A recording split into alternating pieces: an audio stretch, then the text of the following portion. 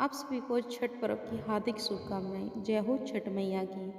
हिंदू पंचांग के अनुसार कार्तिक मास के शुक्ल पक्ष के चतुर्थी से सप्तमी तिथि तक छठ महाव्रत मनाया जाता है। इसमें भगवान सूर्य देव की पूजा होती है। छठ व्रत खास तौर पर पुत्र प्राप्ति के लिए किया जाता है। छठ पर छठी मैया के जयकारे के साथ आराधना की जाती है। बिहार, झारखंड, उत्तर प्रदेश राज्यों में यह मुख्य तौर पर मनाया जाता है। दिवाली के 6 दिन बाद छठ मनाया जाता है। छठ के महाव्रत को करना अत्यंत पुण्यदायक है। छठ व्रत सबसे महत्वपूर्ण रात्रि कार्तिक शुक्ल षष्ठी तिथि को होता है। सूर्योपासना का यह महापर्व 4 दिनों तक मनाया जाता है। छठ पर्व के लिए कई कथाएं प्रचलित है, किंतु पौराणिक शास्त्रों में इसे देवी द्रौपदी से जोड़कर देखा जाता है। माना जाता है जब पांडव जुए में अपना सारा राजपाट हार गए थे, तब द्रौपदी ने छठ का व्रत रखा था। द्रौपदी के व्रत के फल से पांडवों को अपना राजपाट वापस मिल गया। इसी तरह छठ का व्रत करने से लोगों के घरों में समृद्धि और सुख आता है। छठ मुख्य रूप से बिहार, झारखंड, उत्तर प्रदेश सहित कई क्षेत्रों में छठ का महत्व है। छठ पूजा या सूर्य षष्ठी या छठ व्रत में सूर्य भगवान की पूजा होती है और धरती पर लोगों के सुखी जीवन के लिए सूर्य देव के प्रति आभार व्यक्त किया जाता है। सूर्य देव को ऊर्जा और जीवन शक्ति का देवता माना जाता है, इसीलिए छठ पर्व पर समृद्धि के लिए भी पूजा की जाती है। सूर्य की पूजा से विभिन्न बीमारियों का इलाज संभव है। सूर्य पूजा के साथ स्नान किया जाता है, इससे कुष्ठ रोग जैसे गंभीर रोग भी दूर हो जाते हैं। छठ पर्व परिवार के सदस्यों और मित्रों की लंबी उम्र समृद्धि के लिए भी मनाया जाता है। एक पौराणिक लोक कथा के अनुसार लंका विजय के बाद राम राज्य की स्थापना के दिन कार्तिक शुक्ल षष्ठी को भगवान राम और सीता ने उपवास किया और सूर्य देव की आराधना की। सप्तमी को सूर्य देव के समय पुण्य अनुष्ठान कर सूर्य देव से आशीर्वाद प्राप्त किया था। एक अन्य मान्यता के अनुसार छठ पर्व की शुरुआत महाभारत काल में हुई थी। सबसे पहले सूर्य पुत्र कर्ण ने सूर्य देव की पूजा शुरू की। कर्ण भगवान सूर्य का परम भगत था। वह प्रतिदिन घंटों कमर तक पानी में खड़े होकर सूर्य को अर्घ्य देता था।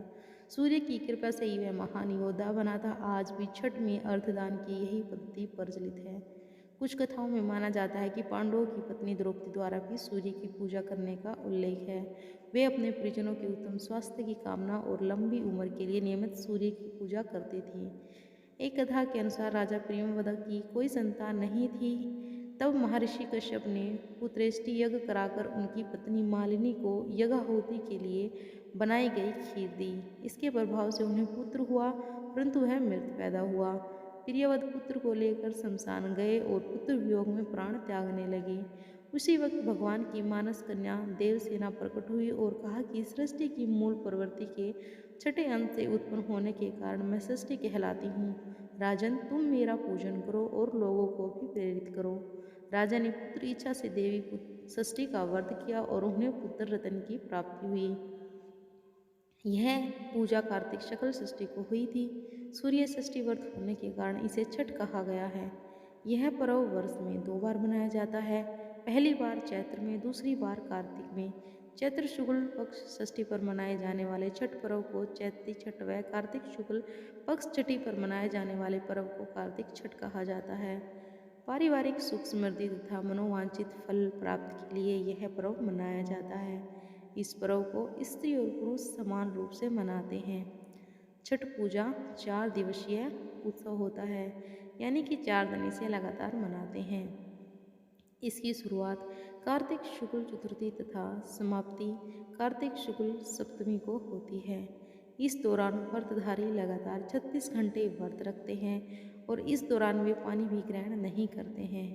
छठ पर्व बांस निर्मित सूप, टोकरी, मिट्टी के बर्तनों, गन्ने के रस, गुड़, चावल और गेहूं से निर्मित प्रसाद और सुमधुर लोकगीतों से युक्त होकर लोक जीवन की भरपूर मिठास का प्रसार करता है।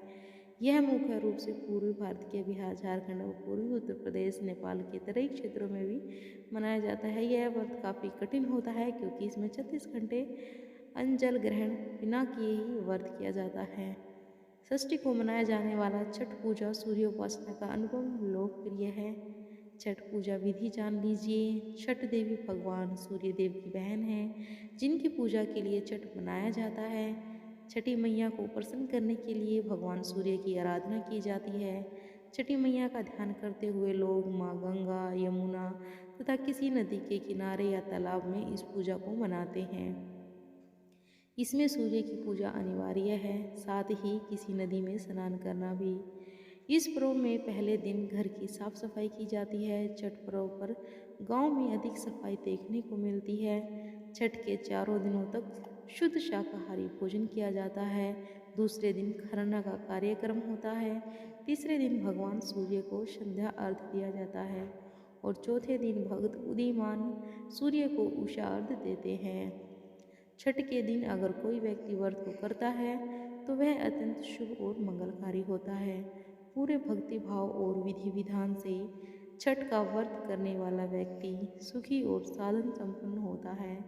साथ ही जिनको संतान नहीं होती है, अगर वे भक्ति भाव से इस व्रत को करते हैं, पूरी निष्ठा से छठ मैया की पूजा करते हैं, तो उन्हें जरूर ही पुत्र प्राप्ति होती है। अब इसकी अनुष्ठान विधि जानिए। छठ के दिन सूर्य उदय में उठना चाहिए। व्यक्ति को अपने घर के पास एक झील, तालाब या नदी में स्नान करना चाहिए। स्नान करने के बाद नदी के किनारे खड़े होकर सूर्योदय के समय सूर्य देवता को हाथ जोड़कर नमन करें। विधिवत पूजा करें, शुद्ध घी का दीपक जलाएं और सूर्य को धूप दीप फल फूल अर्पण करें। छठ पूजा में 7 प्रकार के फूल, चावल, चंदन, तिल आदि से युक्त जल को सूर्य जी को अर्पण करें। अपने सामर्थ्य के अनुसार ब्राह्मणों और गरीबों को भोजन कराएं।